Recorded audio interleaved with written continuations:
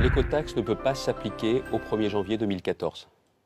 C'est impensable et à mon avis c'est impossible. Et un agriculteur par jour qui se suicide.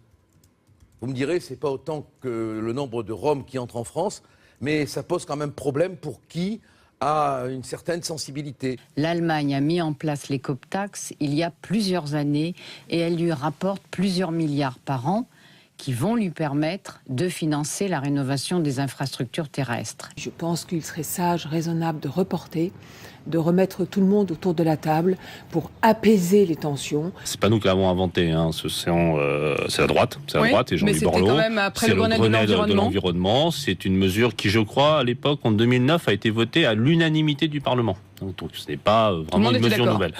La réalité, c'est qu'il s'est passé 6 ans ou 5 ans, que, 1, la crise est passée par là, que 2, on a pris 60 milliards de taxes en plus, que 3, les modalités qui sont prévues sont incompréhensibles. Quand vous êtes au taquet sur le plan fiscal et quand vous êtes dans le ras-le-bol fiscal, il y a un seuil à un moment d'intolérance.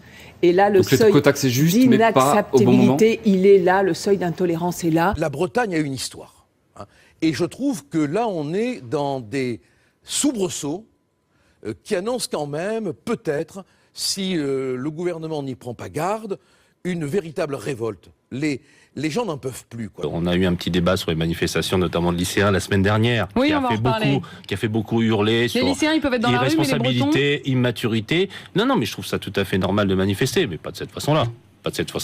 Et quand j'ai entendu, je vous disais, immaturité, irresponsabilité, et quand je vois que là, quasiment personne ne dit rien, et que tout le monde, quasiment, trouve assez logique ce type d'exaction et de violence, c'est quand même... Il y a deux poids, deux mesures. Vous pouvez pas faire contre les gens, et on peut pas dévoyer un principe.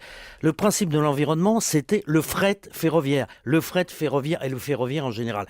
La contrepartie n'est pas là. Et donc je pense que le gouvernement serait bien inspiré de remettre tout le monde autour de la table et de regarder un calendrier nouveau.